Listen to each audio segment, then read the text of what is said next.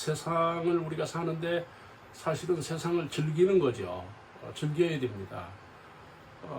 올림픽이 파리에서 끝났는데 그 선수들의 경기를 보면 즐기잖아요. 참 놀라울 정도로 즐기고 있는 그런 것들을 볼 수가 있듯이, 여러분 우리가 그 믿음이나 신앙이 바로 그런 거 아니겠습니까? 인생을 즐겨야 되는 거죠. 그런데 그 인생을 즐기기에는 녹록지를 않아요. 그렇죠? 왜 그런가 하면은 모든 인생에는 사건이 있어요. 사건 가운데 사는 거잖아요. 여러분, 사건이 없는 세상은 없는 거죠. 그렇게 봐야 됩니다. 그러니까 우리가 어디에서 변화되고 어디에서 인도가 되는가 하면, 어디에서 변화가 일어나는가 하면 사건을 통해서 일어나는 거예요. 그러니까 요셉의 인생을 보면은 끊임없이 사건이에요. 그 사건 가운데에서 하나님의 뜻이 이루어지고 하나님의 방향이 설정이 되고, 더 나아가서 그 요셉을 향한 하나님의 계획이 구체화되고, 어디에서? 사건에서. 근데 사람들은 사건을 싫어하잖아요. 사건을 두려워하잖아요. 여러분, 고요하고, 인생이 고요하고 풍랑이 없고 바람이 없다면 콧맞이요. 뭔가 의문이 있는, 부호가 붙는 거죠. 그렇죠? 여러분, 고요한 인생에 무슨 일이 있겠어요? 평탄한 인생, 안전한 생활을 하는 사람에게 무슨 변화가 있겠어요? 없어요.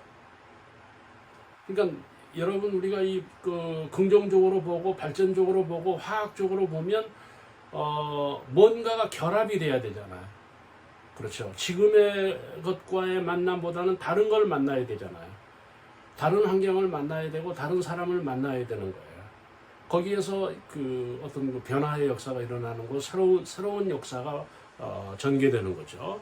그러니까 이런 면에서 보면 우리는 이 사건을 즐길 수 있는, 또는 사건 속에서 하나님의 은혜를 볼 수 있는, 형제자매 여러분, 우리가 여름을 즐겨야 되잖아요.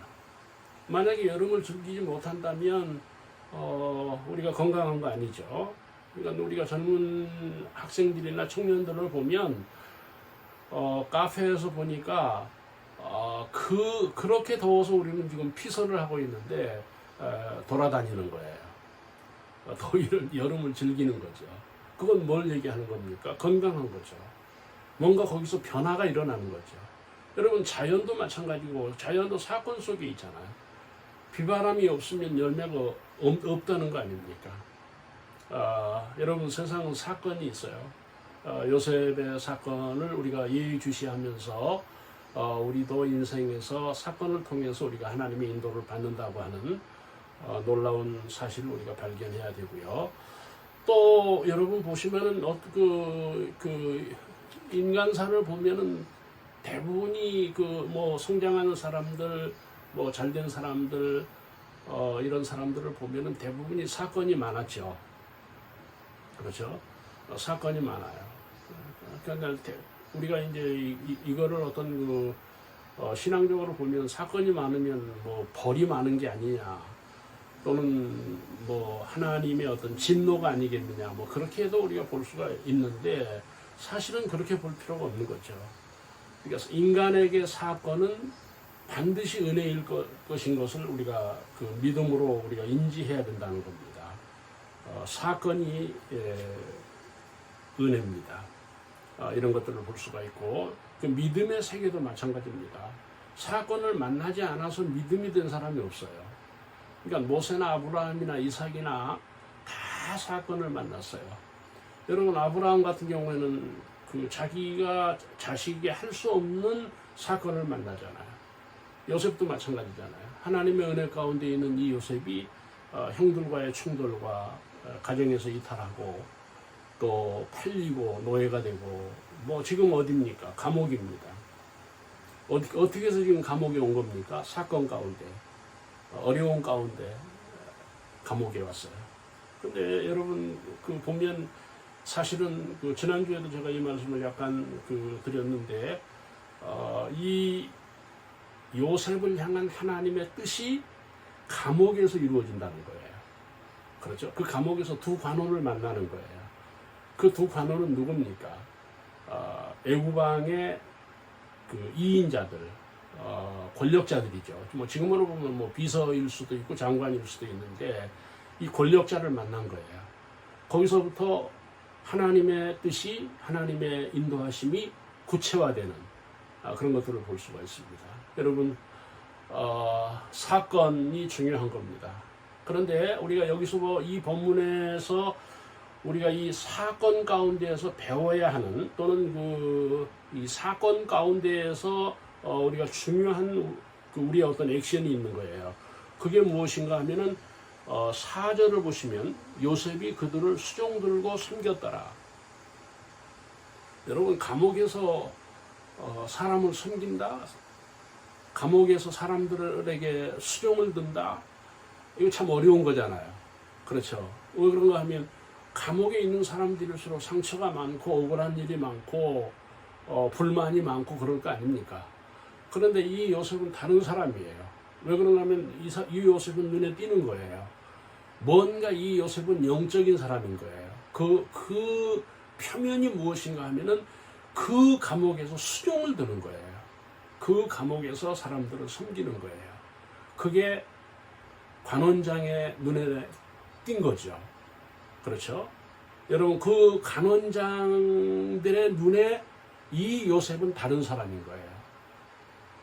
자, 형제 자매 여러분, 우리가 어떻게 살아야 됩니까? 사건 가운데, 어려운 가운데, 고통 가운데, 어떤 풍랑 가운데서 우리의 믿음의 액션은 뭡니까? 수종 들고 섬기는 거예요. 이게 기독교입니다. 이게 예수 그리스도입니다. 여러분, 지금 이 십자가의 예수님이 지금 요셉을 통해서 감옥에서도 보여주는 거잖아요. 그렇죠? 감옥에서도 수종 들고 섬기고. 여러분, 어디에서 역사가 일어납니까? 어디에서 역사가 변화됩니까? 어디에서 역사가 구체화됩니까? 수종 들고 섬기는 거예요. 이거는 우리의 인성이 돼야 돼요. 뭐 믿음도 돼야 되겠고, 정말 우리의 삶이 돼야 돼요. 어디서든지 수종 들고, 어디서든지 섬길 수 있는, 다시 말하면 감옥에서라도 은혜 생활을 할 수 있는, 이게 요셉이에요. 오늘 이 사건을 통해서 나타나는 현상이 무엇입니까? 하나님의 역사는 뜻밖의 일이라는 거예요. 우리가 생각하는 대로 되는 게 아니에요. 제가 글을 써보면 이렇게 스토리를 이렇게 전개해서 이렇게 마무리해야 되겠다 생각하고 글을 쓰잖아요. 그런데 쓰다 보면, 또 써놓고 보면 완전히 방향이 달라져요. 우리 인생이 그거예요. 나는 이렇게 살겠다, 내 인생을 이렇게 살아보겠다. 여러분, 그렇지 않아요. 그렇게 뜻밖의 일들이 벌어지는 거예요. 그 뜻밖의 일에서 하나님의 역사, 하나님의 은혜를 볼 수가 있다는 겁니다. 여러분, 그 인생을 살다 보면 예상 밖의 역사입니다. 예상할 수 없는 일들이 벌어지는 거예요. 여러분, 우리는 지금 가진 거 가지고 이야기하고 보는 거 가지고 이야기하잖아요.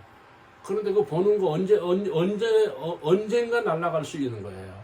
우리가 생각하는 게 언젠가는 없어질 수 있는 거예요. 사실은 그렇게 돼야 되잖아요. 우리 생각대로 되면 재미없잖아요. 그런데 언제든지 하나님의 역사는 예상 밖이라고 하는, 우리의 예상을 뛰어넘는다고 하는. 여러분, 지금 이 하나님의 인도를 받아서 감옥에 갔잖아요. 죄인이 되었고 억울한 요셉이잖아요. 그런데 거기에서 놀라운 역사가 일어나는, 그 놀라운 역사는 뭡니까?